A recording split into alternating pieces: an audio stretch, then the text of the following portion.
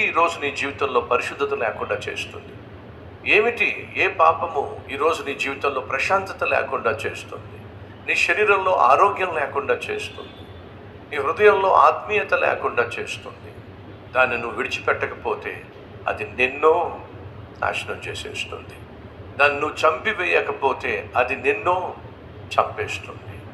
మా జీవితాలు మంచివి కాదు, మా జీవితాలు పాడైపోయినాయి. కానీ పరిశుద్ధుడైనటువంటి దేవుని వాక్యాన్ని విన్నప్పుడు మా జీవితాలను దేవుడు బాగు చేశాడు. మా జీవితాలు బాగుపడిన తర్వాత మేము మౌనంగా ఉండలేకపోయాం. ఇదిగో ఈ విధంగా సాక్ష్యాలు ఇస్తున్నాం. మా జీవితంలో దేవుడు చేసిన దాన్ని లోకానికి తెలియచేస్తున్నాం. అంతేకాకుండా క్రమముగా దేవుని సన్నిధికి వస్తున్నాం, వాక్యాన్ని ధ్యానిస్తున్నాం, ఈ వాక్యాన్ని అనేక మందికి వినిపింప చేస్తున్నాం. అంతేకాకుండా దేవుడిచ్చినటువంటి జీతంలో దశమ భాగాన్ని తీసుకొచ్చి దేవునికి ఇచ్చి ఆయన వాక్యాన్ని క్రియల్లో పెడుతున్నాం. ఈరోజు మనం చేయాల్సింది ఏమిటి? మన కుటుంబాన్ని దేవుని సన్నిధికి నడిపించుకోవాలి.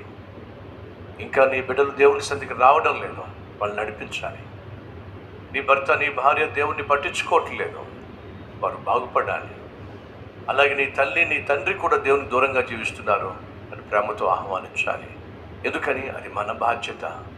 అంతేకాకుండా వీరి వలె నువ్వు కూడా ఖచ్చితంగా సాక్ష్యం ఇవ్వాలి.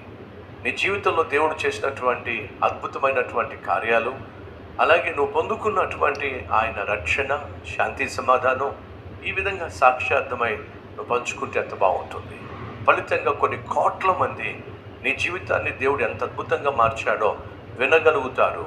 విన్నట్లయితే విశ్వాసం కలుగుతుంది, విశ్వసించినట్లయితే ఆ వ్యక్తి రక్షించబడతాడు. రక్షించబడితే ఆ వ్యక్తి సురక్షితంగా, సుస్థిరంగా పరలోకంలో జీవిస్తాడు.